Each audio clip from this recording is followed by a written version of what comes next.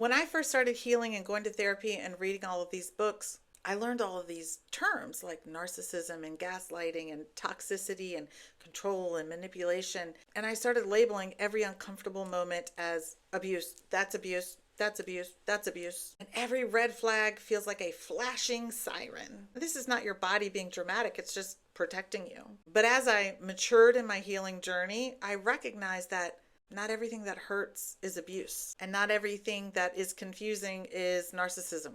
Because trauma makes us read normal conflict as danger, while the real red flags hide in patterns that we don't even recognize or see because they're so familiar. And so, in my healing growth and learning and studying all of this, I have created a workbook that helps you identify the difference between like normal human behavior, a flawed human being that's imperfect, versus disrespectful behavior and toxic behavior, versus abusive behavior, versus narcissistic personality disorder. I learned to identify when their trauma was coming at me or if it was actual manipulation, and to identify what inconsistent behavior looks like, maybe because they have ADHD or something, versus controlling behavior, or the difference between an avoidant attached person versus them being emotionally abusive, or even narcissistic traits that all of us have versus somebody who actually has narcissistic personality disorder. And nobody wants to admit this, but every single one of us have behaved in a way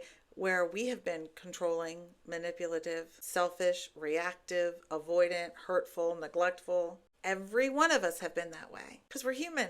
Humans snap when they're tired. People withdraw when they're depressed. Partners get moody, insecure, jealous, defensive. Parents will over control because they're scared or stressed. People pleasers manage other people's reactions so that that person responds in a way that doesn't make them uncomfortable. And that's manipulation too. And being a human is not a good enough reason to walk away from every relationship that challenges you, requires you to have the hard conversations, requires you to self-reflect. We don't have to walk away from those relationships, just the abusive ones.